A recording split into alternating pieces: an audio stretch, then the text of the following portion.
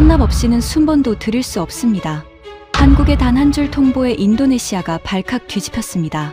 4조 2천억을 들고 미사일을 사겠다고 찾아온 나라를 한국이 차갑게 돌려세운 겁니다. 3년 전 자카르타 호텔 로비에서 줄을 서던 쪽은 분명 한국이었습니다.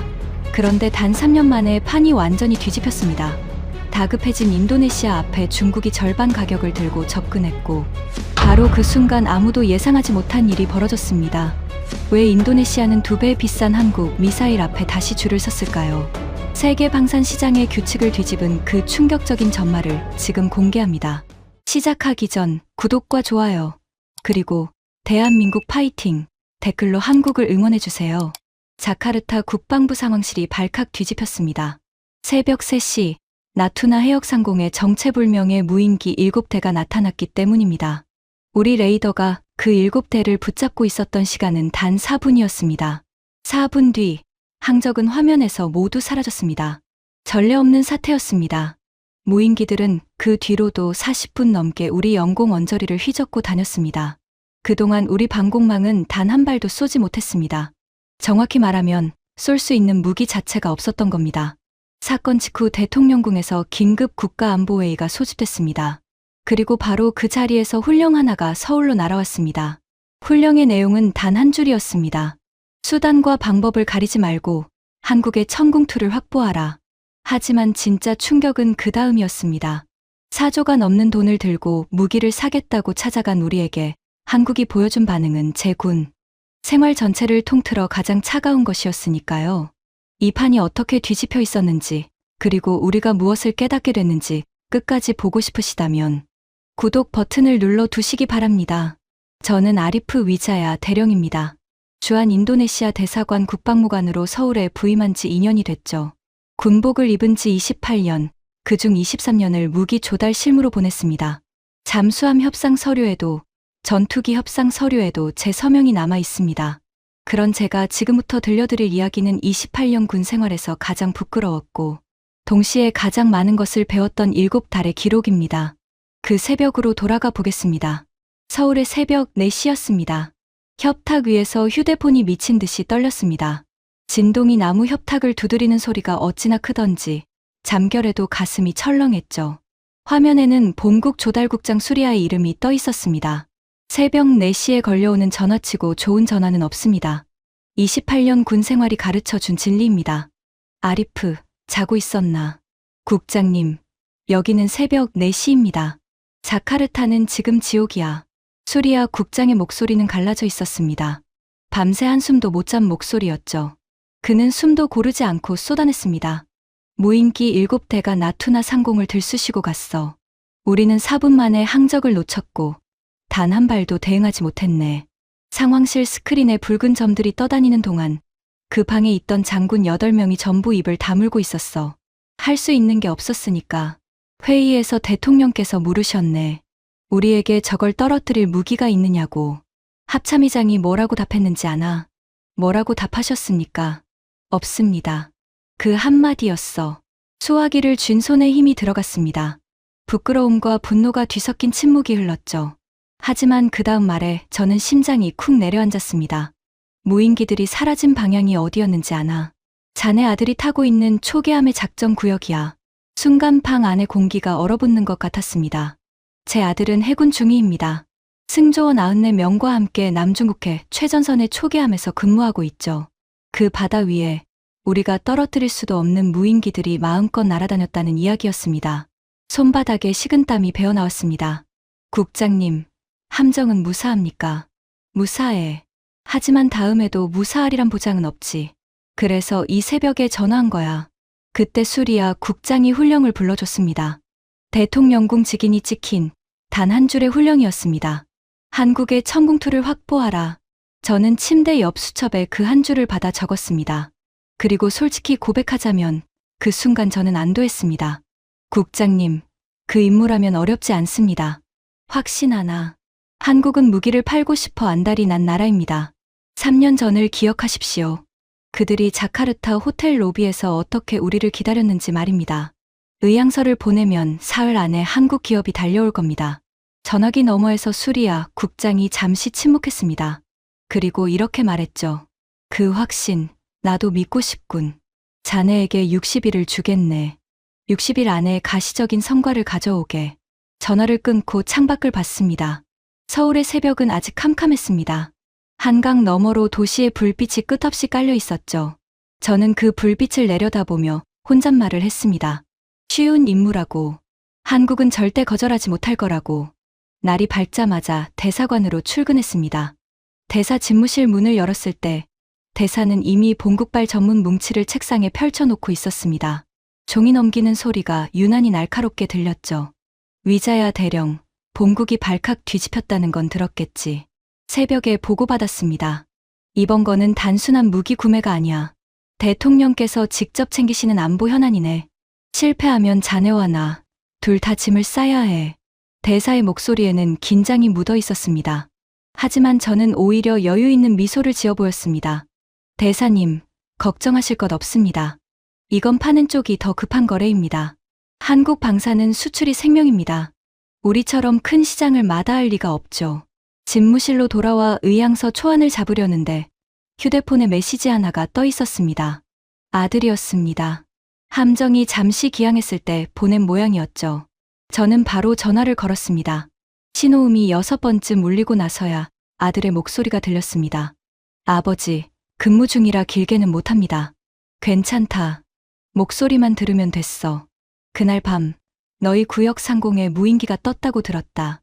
보고 들으셨군요. 저희도 레이더로 잡았습니다. 머리 위에 떠 있는데 저희가 할 수 있는 게 아무것도 없었습니다.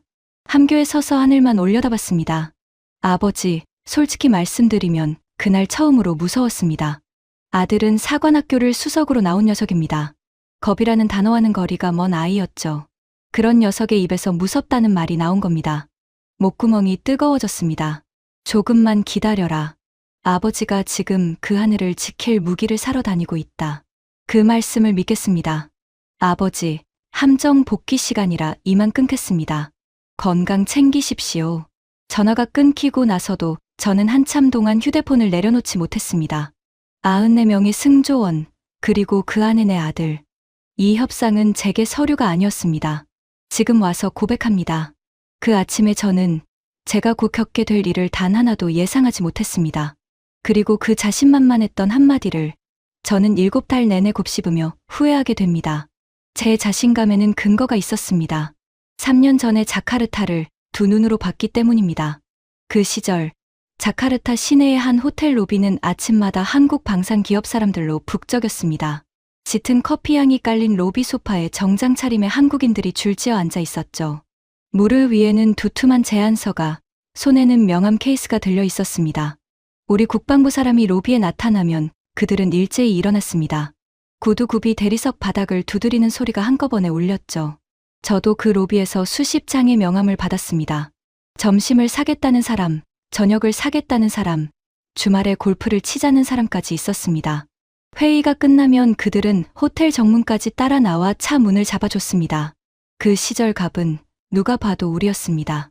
지금도 잊히지 않는 장면이 하나 있습니다. 우기였습니다. 자카르타에 장대비가 쏟아지던 날, 우리 측 회의가 2시간이나 늦어졌죠. 사전 연락도 없었습니다.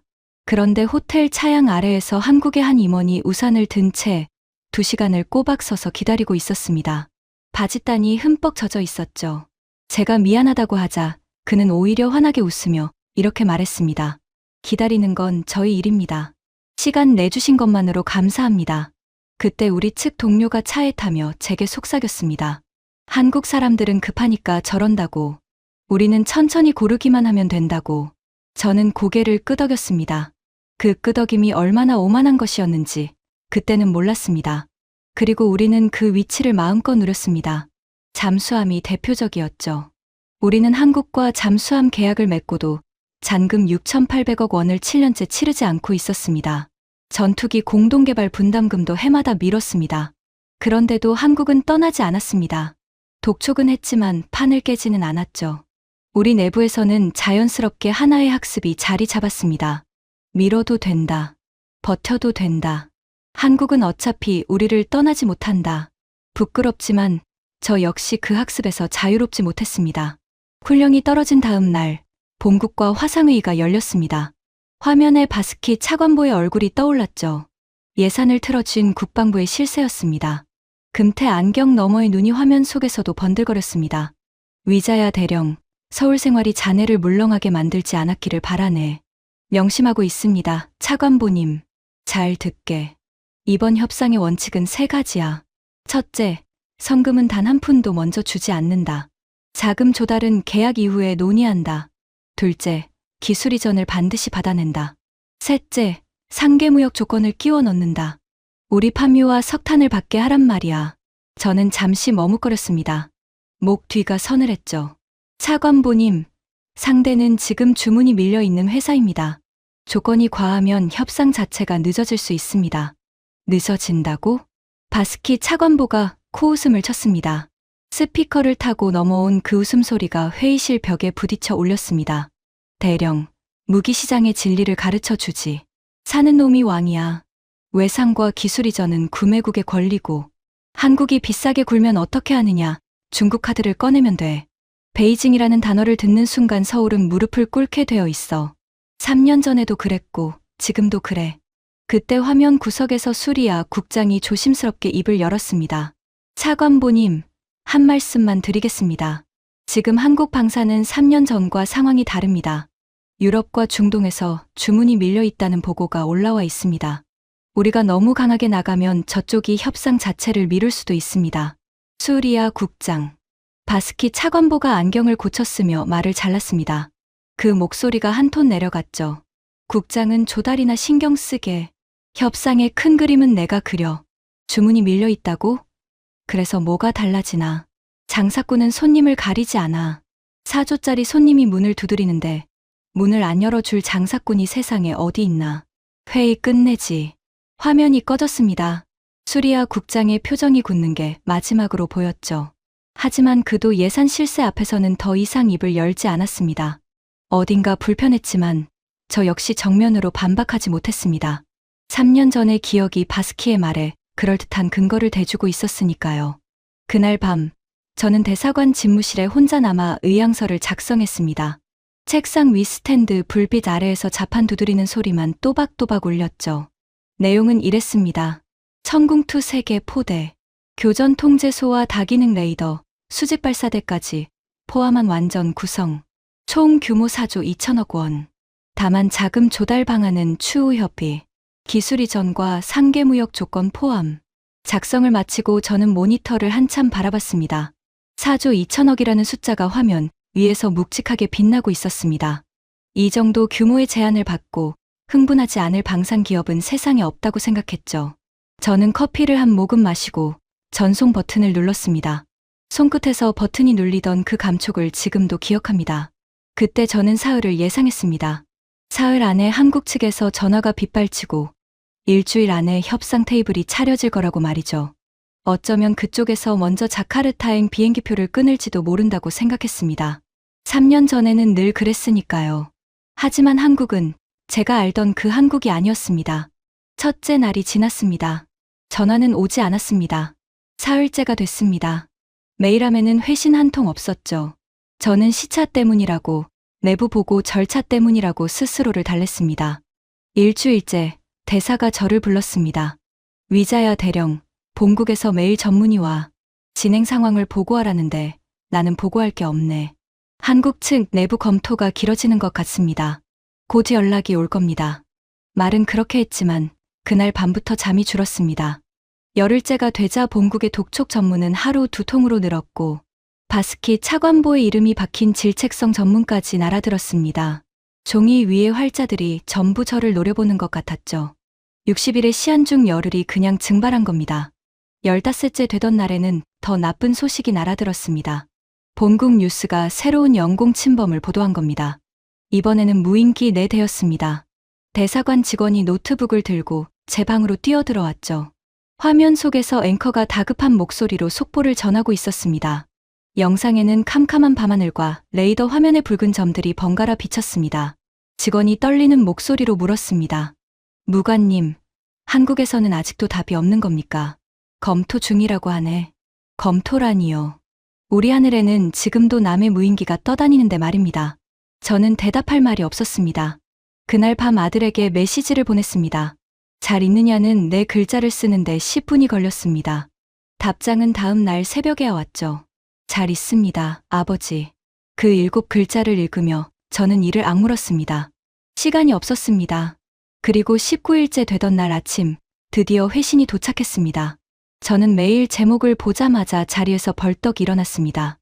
심장이 빠르게 뛰었죠. 드디어 협상이 시작되는구나 싶었습니다. 하지만 메일을 연 순간 저는 제 눈을 의심했습니다. 본문은 단 한 줄이었습니다. 제안 내용을 검토한 뒤 회신드리겠습니다. 인사말도 감사 표현도 일정 제한도 없었습니다. 4조 2천억짜리 제안에 돌아온 답이 19글자였습니다. 저는 그 한 줄을 읽고 또 읽었습니다. 5번쯤 읽었을 때 깨달았죠. 이건 검토가 아니라 거리두기라는 것을요. 대사관이 발칵 뒤집혔습니다. 본국은 더 뒤집혔죠. 저는 모든 인맥을 동원해 미팅을 요청했고 다시 열흘 가까이 매달린 끝에 가까스로 면담 일정 하나를 받아냈습니다. 장소는 경기도에 있는 LI 진엑스원 사옥이었습니다. 면담 당일 저는 새벽부터 일어나 군복을 다렸습니다. 다리미에서 올라오는 뜨거운 김 냄새를 맡으며 마음을 다잡았죠. 오늘 판을 되돌려 놓겠다고 말입니다. 회의실은 조용했습니다. 긴 테이블, 정돈된 의자, 벽에 걸린 시계의 초침 소리가 들릴 정도의 정적이었습니다. 한국 측에서는 세 사람이 들어왔습니다. 그 가운데가 협상본부장 강민준이었습니다. 50대 초반, 단정한 회색 정장, 흐트러짐 없는 자세. 그는 정중하게 악수를 청했지만 손끝은 사무적이었습니다. 저는 준비한 말들을 쏟아냈습니다. 양국의 전략적 동반자 관계, 4조 2천억이라는 규모, 우리 영공이 처한 위협까지.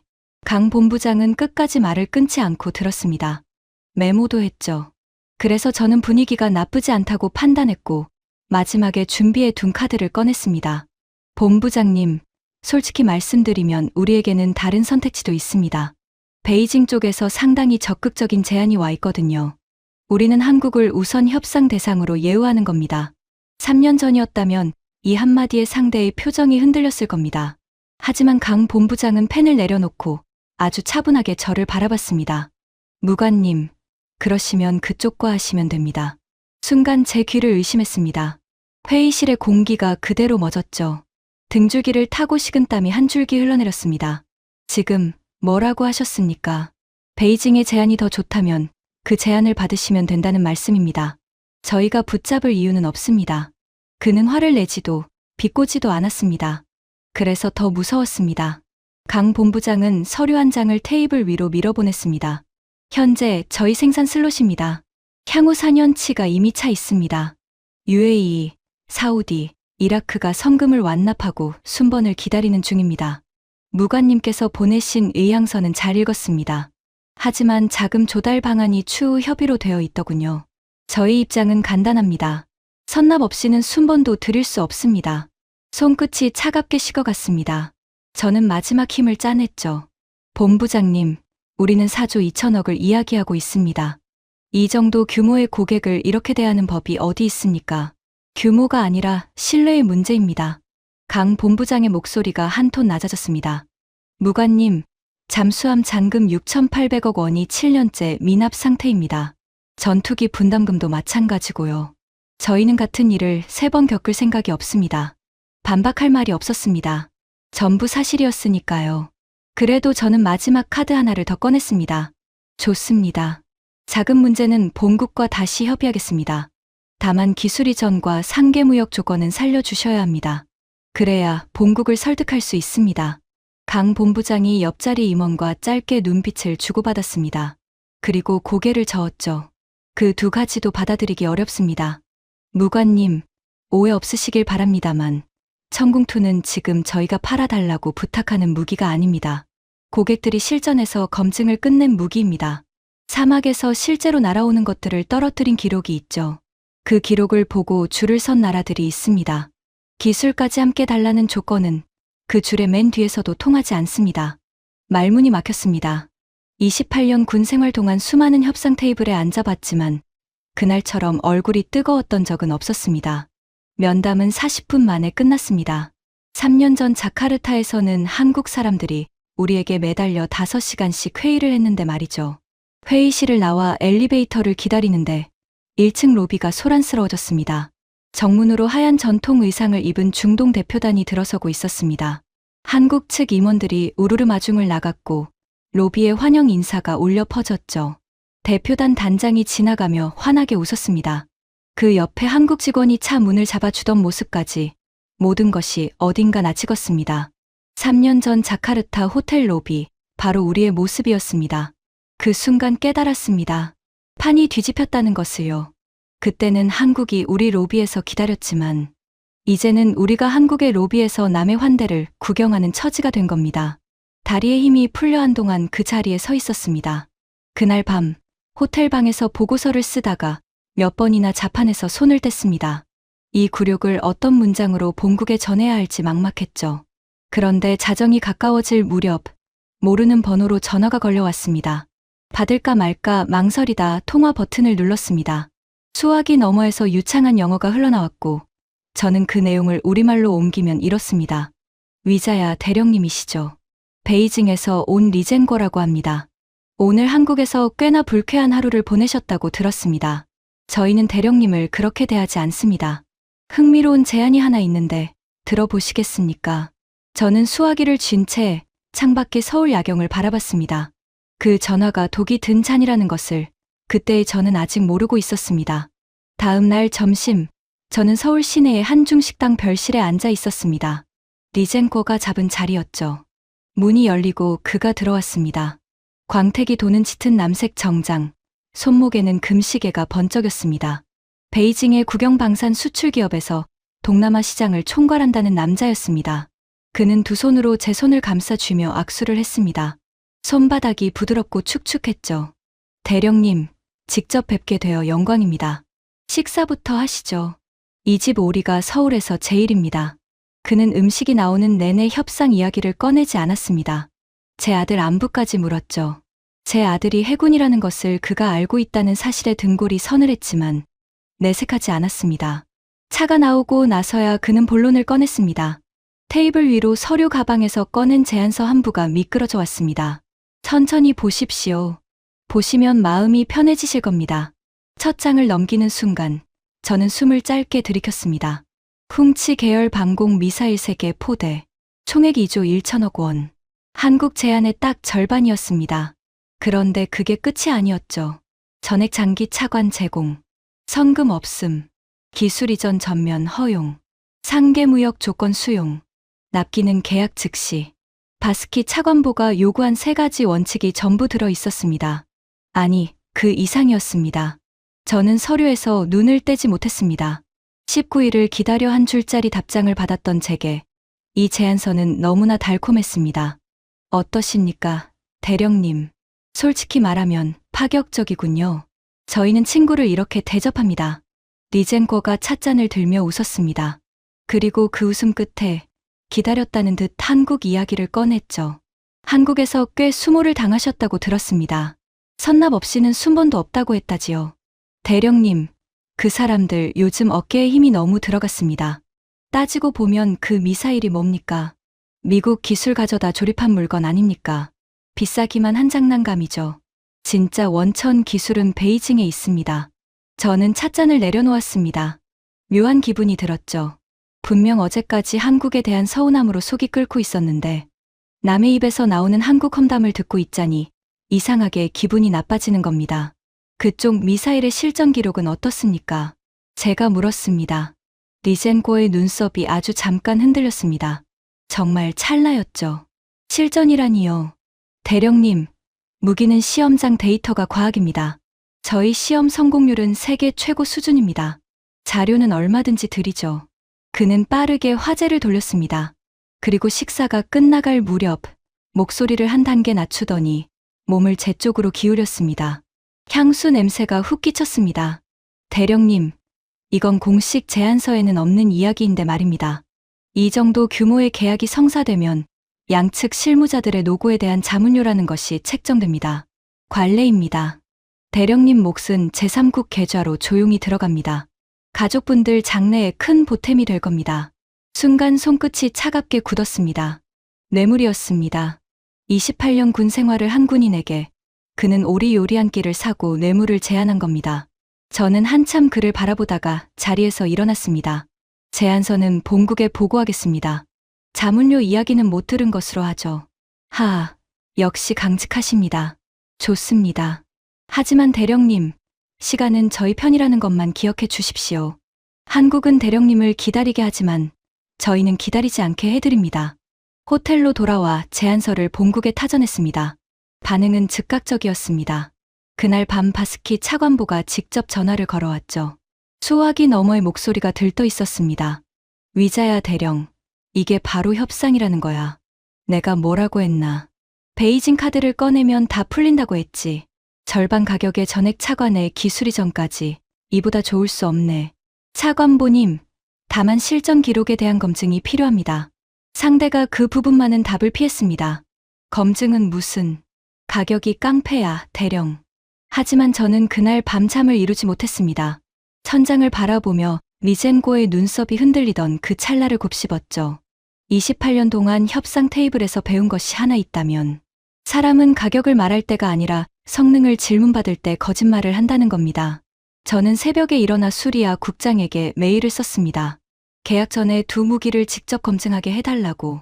천궁투의 실전 기록부터 확인하겠다고 말이죠. 그 메일 한 통이 제 운명을 바꿔놓게 됩니다. 승인은 의외로 빨리 떨어졌습니다. 수리아 국장이 바스키 차관보 몰래 절차를 밀어붙인 덕분이었죠. 일주일 뒤 저는 UAE의 한 공군기지에 서 있었습니다. 비행기에서 내리는 순간 사막의 열기가 얼굴을 때렸습니다. 활주로 너머로 아지랑이가 피어올랐고 모래 섞인 바람에서는 쇠 냄새가 났습니다. 그리고 경납고 옆 위장막 아래에 그것이 있었습니다. 천궁투 발사대였습니다. 사진으로 수백 번 본 무기였지만 실물이 뿜는 위압감은 차원이 달랐습니다. 저를 맞은 사람은 UAE 방공여단의 칼리드 대령이었습니다. 햇볕에 그을린 얼굴에 깊은 주름이 팬 군인이었죠. 그는 제 어깨를 두드리며 브리핑룸으로 안내했습니다. 멀리서 오셨습니다. 인도네시아도 결국 여기까지 왔군요. 결국이라니요. 진지하게 방공을 고민하는 나라는 결국 이 기지에 옵니다. 보여드리죠. 왜 그런지. 브리핑룸에 불이 꺼지고 스크린에 영상이 떴습니다. 칠흑 같은 밤하늘이었습니다. 칼리드 대령의 목소리가 어둠 속에서 낮게 깔렸죠. 몇 달 전 밤입니다. 자정 직후 드론과 순항 미사일이 뒤섞인 공격이 들어왔습니다. 모두 18발.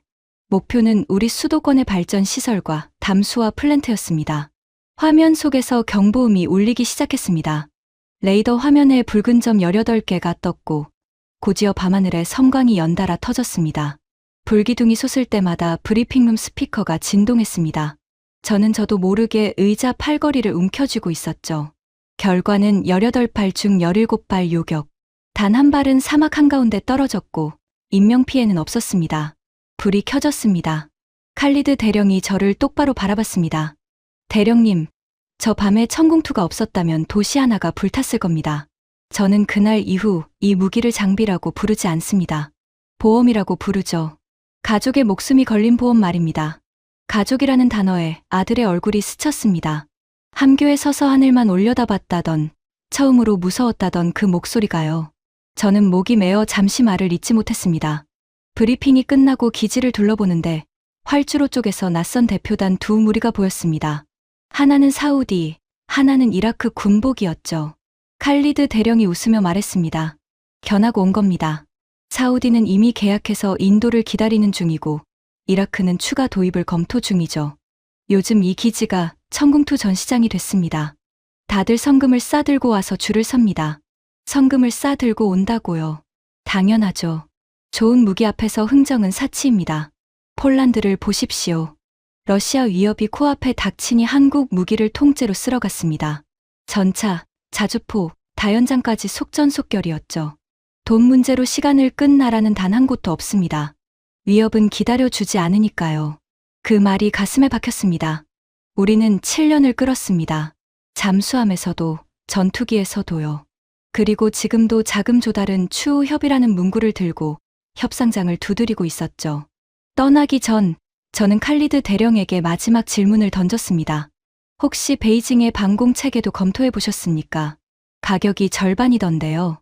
칼리드 대령이 걸음을 멈췄습니다. 그리고 묘한 웃음을 지었죠.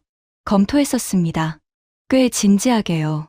그런데 어느 도입국의 결과 보고서를 한 부 입수하고 나서 그날로 접었습니다. 무슨 보고서 말입니까? 그건 제 입으로 말할 사안이 아닙니다.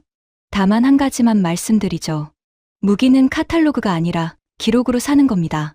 대령님도 곧 그 기록을 보시게 될 겁니다. 돌아오는 비행기 안에서 저는 창밖의 구름을 내려다보며 생각했습니다. 18발 중 17발, 성금을 싸들고 줄을 서는 나라들, 그리고 칼리드 대령이 끝내 말하지 않은 그 보고서, 어제까지 단단하던 제 확신에 금이 가는 소리가 들리기 시작했습니다. 서울로 돌아오고 사흘 뒤, 코엑스에서 국제 방산 세미나가 열렸습니다. 각국 무관과 방산 관계자 수백 명이 모이는 자리였죠. 저도 참석자 명단에 이름을 올렸습니다. 오후 세션의 발표자가 단상에 오르는 순간 장내가 술렁였습니다. 일본인이었기 때문입니다. 사토 켄지. 일본 방위성에서 30년 가까이 장비 분석을 했던 전직 분석관이라고 사회자가 소개했죠. 발표 주제가 스크린에 떠오르자 술렁임은 더 커졌습니다. 아시아 방공의 새로운 기준, 천궁투 분석. 제 옆자리에 앉아있던 유럽의 한 무관이 낮게 휘파람을 불었습니다. 일본인 전문가가 그것도 공개석상에서 한국 무기를 분석하겠다고 나선 겁니다. 저는 몸을 앞으로 기울였습니다. 사토는 차분했습니다. 감정이 섞이지 않은 데이터로만 쌓아 올린 발표였죠. 요격 체계의 반응 속도, 다기능 레이더의 추적 능력, 그리고 사막에서 증명된 실전 기록까지. 그는 마지막 장표를 띄우며 이렇게 말했습니다. 결론을 말씀드리겠습니다. 저는 평생 일본의 방공망을 분석해온 사람입니다. 그런 제가 데이터를 근거로 말씀드립니다. 현 시점 아시아에서 실전으로 검증된 중거리 방공 체계의 기준은 천궁2입니다. 이것은 호불호의 문제가 아니라 기록의 문제입니다.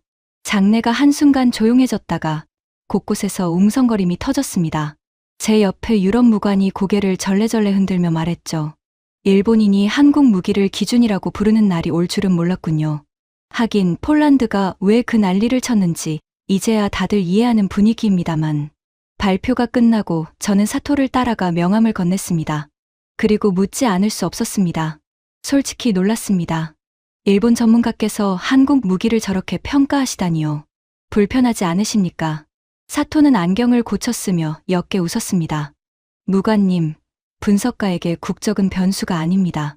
데이터에는 국적이 없으니까요. 솔직히 말씀드리면 저도 처음에는 인정하고 싶지 않았습니다. 하지만 사막의 그 밤 기록을 보고 나서 생각을 바꿨습니다. 18발 중 17발은 감정으로 반박할 수 있는 숫자가 아닙니다. 그도 그 기록을 알고 있었습니다. 저는 며칠 전 사막의 브리핑룸에서 본 성광들을 떠올렸죠. 그리고 깨달았습니다. 저만 모르고 있었던 겁니다.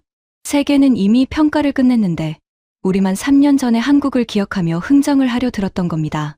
호텔로 돌아가는 차 안에서 저는 수첩을 꺼내 그날의 메모를 다시 읽었습니다. 한국은 팔고 싶어 안달이 난 나라다.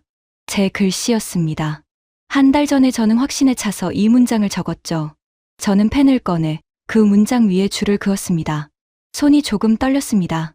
확신이 무너지는 데는 균열이면 충분하지만 그것을 산산조각 내는 데는 망치가 필요합니다. 그 망치는 예상하지 못한 곳에서 날아왔습니다. 세미나가 끝나고 며칠 뒤 서울 주재 무관단 모임이 있었습니다.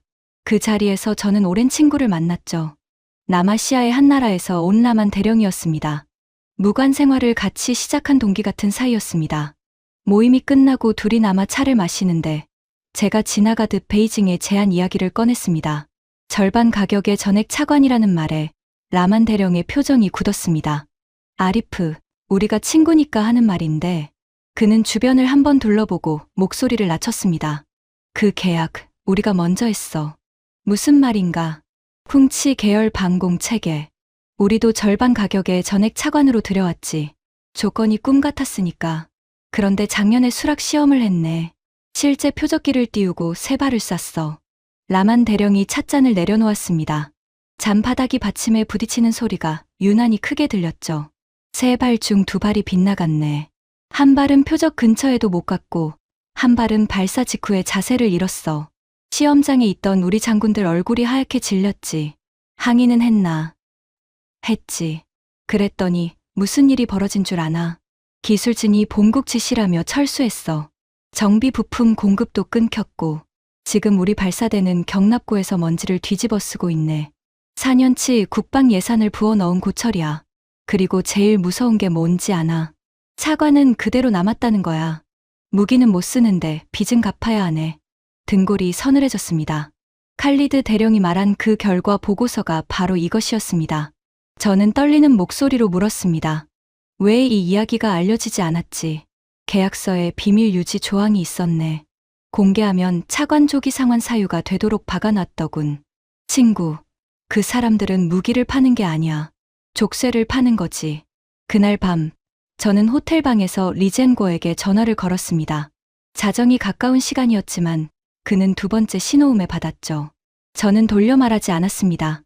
리 총괄, 묻겠습니다. 귀측 체계 수락 시험에서 3발 중 2발이 실패한 도입국이 있습니까? 수화기 너머에서 짧은 침묵이 흘렀습니다. 그리고 돌아온 목소리에서는 점심의 그 부드러움이 사라져 있었습니다. 대령님, 어디서 그런 악성 루머를 들으셨는지 모르겠지만 경쟁사들이 퍼뜨리는 흑색선전입니다. 그보다 대령님, 본국 분위기는 이미 저희 쪽으로 기울었다고 들었습니다. 바스키 차관보님과는 이야기가 잘 되고 있습니다. 대령님만 서명하시면 됩니다. 아, 그리고 지난번 말씀드린 자문료 거는 액수를 올려드릴 수도 있습니다. 저는 수화기를 귀에서 떼고 한참 바라봤습니다. 협박과 회유와 뇌물이 한 문장 안에 다 들어 있었습니다. 그리고 무엇보다 그는 실패를 부인하지 않았습니다. 루머라고 했을 뿐이죠. 리 총괄, 마지막으로 하나만 묻죠. 그 자문료, 바스키 차관보에게도 책정되어 있습니까? 이번에는 침묵이 길었습니다. 5초쯤 흘렀을까요? 그가 웃으며 말했습니다. 대령님, 어른들의 일은 어른들끼리 알아서 합니다. 좋은 밤 되십시오. 전화가 끊겼습니다. 저는 어두운 창에 비친 제 얼굴을 바라봤습니다. 분노로 목덜미가 뜨거웠습니다. 이제 모든 그림이 보였습니다. 94명이 탄 내 아들의 함정 위하늘을 3발 중 2발이 빗나가는 미사일에 맡기라는 겁니다. 그 대가로 누군가의 해외 계좌가 두둑해지는 동안 말이죠. 다음 날 아침, 저는 라만 대령에게 받은 자료를 정리해 본국에 긴급 보고서를 올렸습니다. 수락 시험 실패, 기술진 철수, 부품 중단, 차관의 족쇄 구조까지 전부 담았죠. 제목에는 최우선 검토 요망이라고 적었습니다. 답신은 6시간 만에 왔습니다. 화상회의 소집이었죠. 화면이 켜지자 바스키 차관보의 얼굴이 떠올랐습니다. 그 옆에 수리아 국장도 보였습니다. 바스키 차관보는 제 보고서를 들고 있었습니다. 그리고 그것을 카메라 앞에서 보란 듯이 책상에 내던졌습니다. 위자야 대령, 자네 지금 뭐 하자는 건가? 보고서에 적힌 그대로입니다. 검증된 실패 사례입니다. 도입국 무관에게 직접 들었습니다. 출처가 술자리 잡담이군. 증거 서류는, 공식 문서는 있나? 비밀 유지 조항 때문에 문서는 확보할 수 없습니다.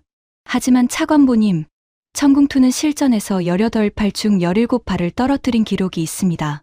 반대쪽은 시험장에서 3발 중 2발을 놓쳤습니다. 이건 비교 자체가 성립하지 않습니다. 가격이 2배잖나.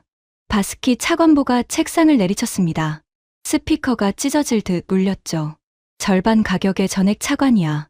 재정 부담 없이 3개 포대가 생긴단 말이네. 대령은 숫자를 볼 줄 모르나. 차관보님이야말로 어느 쪽 숫자를 보고 계신 겁니까? 말이 먼저 나갔습니다. 회의실이 얼어붙었죠. 저는 멈추지 않았습니다. 요격에 실패하는 미사일은 가격이 절반이 아니라 공짜여도 비싼 겁니다. 그리고 차관보님, 한 가지 여쭙겠습니다. 베이징 측이 말하는 자문료에 대해 알고 계십니까? 바스키 차관보의 얼굴이 시뻘겋게 달아올랐습니다. 금태 안경 너머의 눈이 가늘어졌죠. 위자야 대령, 자네 지금 선을 넘었어. 좋아, 분명히 해두지. 자네는 이번 협상 라인에서 빠지게 될 거야. 일주일 안에 소환 명령이 갈 테니 짐 싸두게. 회의 끝. 화면이 꺼지기 직전 수리아 국장과 눈이 마주쳤습니다. 그는 아무 말도 하지 못했지만 그 눈빛이 말하고 있었습니다. 버티라고. 아직 끝나지 않았다고. 일주일 뒤 저는 정말로 소환 명령을 받았습니다. 자카르타행 비행기에 오르며 저는 창가 자리에 몸을 묻었습니다. 60일의 시한 중 이제 열이틀이 남아 있었죠. 임무는 실패로 기울고 있었고 저는 경지를 앞두고 있었습니다. 비행기가 적도 상공을 지날 무렵 저는 잠들지 못한 채 한 가지 기억을 떠올렸습니다. 몇 해 전 우리 군 최대의 탄약고에서 일어난 대화제였습니다. 하룻밤 사이에 비축 탄약이 잿더미가 됐고 군은 사실상 무장해제 상태가 됐죠. 그때 우리가 어떻게 했었는지 저는 똑똑히 기억하고 있었습니다. 72시간이었습니다. 단 72시간 만에 우리는 3,100억 원을 마련했습니다. 카타르의 금융라인을 통했고 결제 서류는 단 하루 만에 대통령궁을 통과했죠. 그리고 그 돈으로 한국의 풍산과 즉시 탄약 계약을 맺었습니다. 흥정도, 외상도, 기술 이전 요구도 없었습니다. 발등에 불이 떨어지니 우리는 세상에서 가장 빠른 고객이 됐던 겁니다. 창밖에 구름을 내려다보며 저는 쓴웃음을 지었습니다. 우리는 급하면 돈을 냅니다. 단 사흘 만에도 냅니다. 잠수함 잔금 6,800억을 7년 동안 미룬 것은 능력이 없어서가 아니라 급하지 않아서였던 겁니다. 아니, 정확히는 상대를 급하지 않게 여겨도 되는 나라로 봤기 때문이죠. 그리고 한국은 그 모든 것을 지켜보고 있었습니다. 풍산에 사흘 만에 돈을 보내는 우리와 잠수함 잔금을 7년 미루는 우리를 같은 테이블에서 지켜본 겁니다. 선납 없이는 순번도 없다는 그 차가운 한 줄은 오만이 아니라 거울이었습니다. 우리가 보여온 모습이 고스란히 비친 거울 말입니다. 얼굴이 화끈거렸습니다. 강민준 본부장의 회의실에서도 뜨거웠던 얼굴이 10,000m 상공에서 다시 뜨거워졌습니다. 이번에는 굴욕이 아니라 부끄러움 때문이었죠. 비행기가 자카르타에 착륙하고 휴대폰을 켜는 순간 메시지가 폭포처럼 쏟아졌습니다. 그중 맨 위에 수리아 국장의 부재중 전화가 7통 찍혀 있었죠. 불길한 예감에 심장이 내려앉았습니다. 곧바로 전화를 걸자 수리아 국장이 다급한 목소리로 외쳤습니다. 아리프, 어디야? 지금 바로 국방부로 들어와야겠네. 나투나에서 일이 터졌어. 자네 아들 함정이 지금 대치 중이야. 공항에서 국방부까지 가는 40분이 40년처럼 느껴졌습니다. 상황실 문을 열자 거대한 스크린이 눈에 들어왔죠. 나투나 해역의 지도 위에서 푸른 점 하나가 붉은 점들에 둘러싸여 있었습니다. 그 푸른 점이 제 아들의 초계함이었습니다. 수리아 국장이 저를 발견하고 빠르게 다가왔습니다. 9시간째야. 해경선 세척이 우리 어업 지도선을 밀어붙이다가 자네 아들 함정과 대치 상태로 들어갔네. 문제는 배가 아니야. 저거지. 그가 스크린 한쪽을 가리켰습니다. 함정 상공을 표시하는 구역의 작은 표적 6개가 깜빡이고 있었습니다. 무인기였습니다. 6대가 94명이 탄 함정의 머리 위를 빙글빙글 돌고 있는 겁니다. 대응 수단은 한 포로는 못 잡아. 너무 작고 너무 높아. 그냥 견디는 수밖에 없네. 다리에 힘이 풀렸습니다. 몇 달 전 새벽 아들이 했던 말이 그대로 재현되고 있었습니다. 머리 위에 떠 있는데 할 수 있는 게 아무것도 없다던 그 말이요. 그런데 이번에는 훈련 상황도 지나가는 침범도 아니었습니다. 무장한 함정들이 코앞에서 대치 중인 한복판이었죠. 그때 수리아 국장이 제 팔을 잡았습니다. 아리프, 정신 차리게. 자네가 할 일이 있어. 1시간 뒤에 대통령 주재 긴급회의가 열리네. 방공망 도입건이 안건에 올랐어. 자네가 직접 보고하게 됐네. 제가 말입니까? 저는 협상 라인에서 경질된 사람입니다. 그 명령, 아직 결제가 안 났어. 서류가 늦어진 덕을 보는군. 그리고 아리프, 이것 하나만 기억하게. 오늘이 마지막 기회야. 회의실에 들어서자 긴 테이블 끝에 대통령이 앉아 있었습니다. 그리고 그 옆에 바스키 차관보가 있었죠. 그는 저를 보자 미간을 찌푸렸지만 아무 말도 하지 않았습니다. 회의가 시작되자마자 그가 먼저 일어났습니다. 각하, 지금 이 순간이야말로 결단의 시간입니다. 베이징 측 제안은 절반 가격의 전액 차관입니다. 재정 부담 없이 즉시 세계 포대를 확보할 수 있습니다. 지금 바다에서 벌어지는 일을 보십시오. 우리에게는 시간이 없습니다. 기가 막혔습니다. 우리 함정을 포위한 쪽에 무기를 사자는 말을 그는 바로 그 대치 상황을 근거로 하고 있었습니다. 대통령의 시선이 제게 옮겨왔습니다. 위자야 무관, 현지에서 검증을 했다고 들었네. 보고하게. 저는 일어섰습니다. 심장이 빠르게 뛰었지만 목소리는 떨리지 않았습니다. 떨릴 이유가 없었죠. 제 손에는 기록이 있었으니까요. 각하, 2개의 숫자만 보고 드리겠습니다. 하나는 18발 중 17입니다. 천궁2가 실전에서 한밤의 혼합 공격을 상대로 세운 유격 기록입니다. 제가 그 영상을 직접 확인했습니다. 다른 하나는 세 발 중 둘입니다. 베이징 측 체계를 도입한 어느 나라의 수락시험에서 빗나간 미사일의 숫자입니다.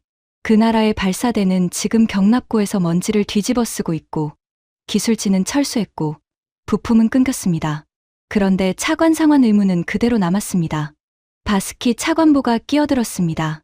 각하, 출처가 불분명한 풍문입니다. 게다가 천궁투는 가격이 2배인데다 한국은 성금 없이는 협상조차 거부하고 있습니다. 현실적으로 불가능한 선택지입니다. 불가능하지 않습니다. 저는 바스키 차관보를 똑바로 바라봤습니다. 그리고 준비해온 마지막 패를 꺼냈죠. 각하, 저희는 이미 한번 증명한 적이 있습니다. 탄약고 대화제 때입니다. 그때 저희는 72시간 만에 3,100억 원을 마련했습니다. 카타르 금융 라인을 썼고 결제는 하루 만에 끝났습니다. 급하면 할 수 있다는 것을 저희 스스로 보여준 겁니다. 그리고 각하, 외람되지만 지금 저 스크린보다 급한 때가 또 있겠습니까? 국부펀드와 카타르 라인을 결합하면 성금 전액 마련이 가능합니다. 재무부 실무진과 사전 검토를 마쳤습니다. 회의실이 조용해졌습니다.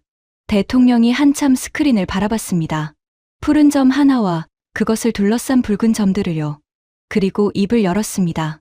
무관의 아들이 저 배에 타고 있다고 들었네. 그렇습니다, 각하. 그런데도 자네는 싼 무기가 아니라 맞는 무기를 사자고 하는군. 아들이 타고 있기 때문입니다, 각하. 빗나가는 미사일 밑에 제 아들을 세울 수는 없습니다. 대통령이 고개를 끄덕였습니다. 그리고 결정이 내려졌죠. 성금 전액 조달안을 승인한다.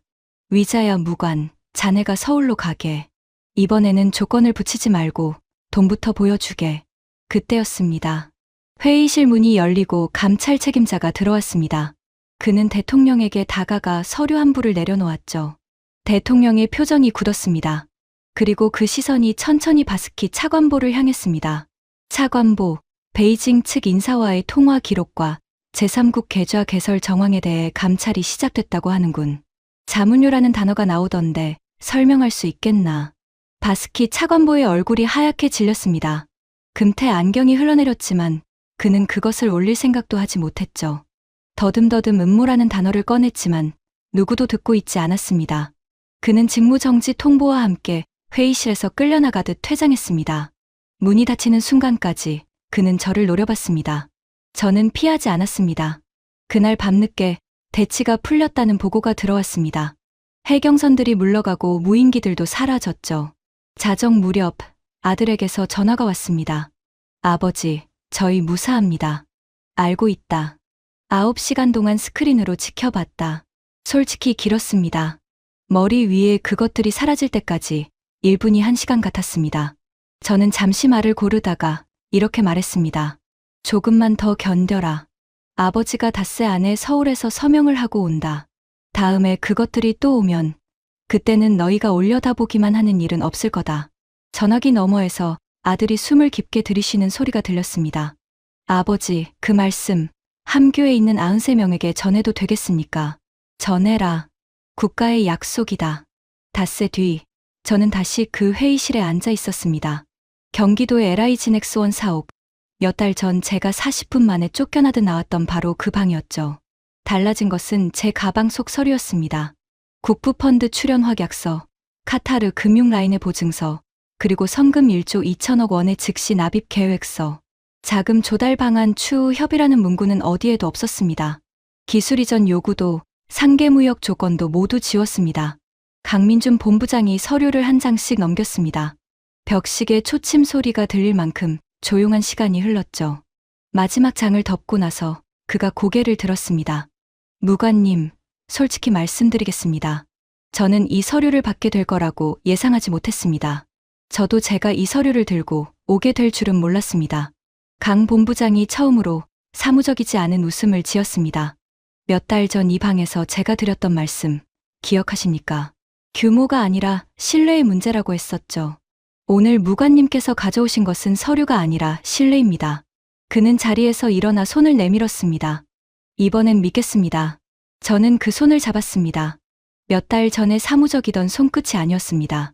본계약 협상은 그날부터 일사천리로 진행됐습니다. 총액 4조 2천억 원, 천궁투 3개 포대, 성금 즉시 납입. 생산 순번도 통보받았습니다. 물론 가장 빠른 자리는 아니었습니다. 성금을 먼저 완납한 나라들의 뒤였죠. 하지만 저는 그 순번에 이의를 제기하지 않았습니다.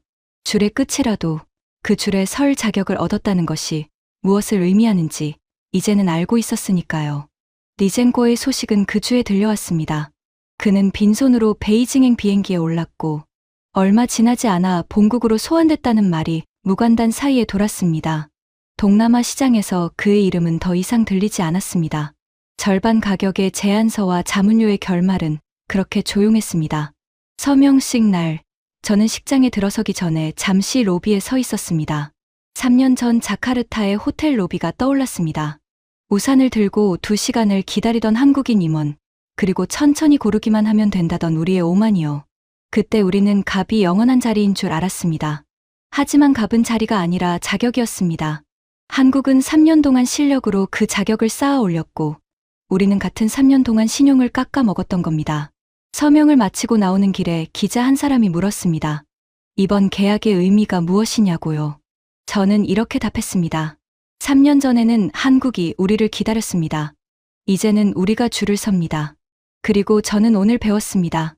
그 줄에 서는 자격은 돈이 아니라 신뢰라는 것을요. 그날 밤 호텔에서 아들에게 사진 한 장을 보냈습니다. 계약서에 서명하는 제 손이 찍힌 사진이었죠. 답장은 짧았습니다. 94명이 함교에서 박수를 쳤습니다. 감사합니다, 아버지. 저는 그 메시지를 오래 들여다봤습니다. 눈앞이 조금 흐려졌습니다. 28년 군 생활 동안 받은 어떤 훈장보다 무거운 한 줄이었습니다. 이 이야기를 마치며 한 가지만 말씀드리고 싶습니다. 무기 시장에는 사는 놈이 왕이라는 오래된 말이 있습니다. 저도 그 말을 믿으며 23년을 협상 테이블에 앉았습니다. 하지만 이제는 압니다. 검증된 무기 앞에서는 파는 쪽이 고객을 고른다는 것을요. 그리고 그 줄에 서고 싶다면 흥정이 아니라 신뢰를 먼저 내밀어야 한다는 것을요. 한국은 그 새로운 기준을 말이 아니라 기록으로 증명한 나라였습니다. 지금까지 인도네시아 국방무관 아리프 위자야가 서울에서 직접 겪은 충격적인 이야기였습니다. 외상도 흥정도 통하지 않는 나라, 오직 실력과 신뢰로 세계를 줄 세우는 나라가 바로 지금의 대한민국입니다. 이 자랑스러운 이야기를 주변에 널리 공유해 주세요. 작은 관심이 대한민국의 위상을 더 높입니다. 구독과 좋아요도 부탁드립니다. 지금까지 감동테라였습니다. 감사합니다.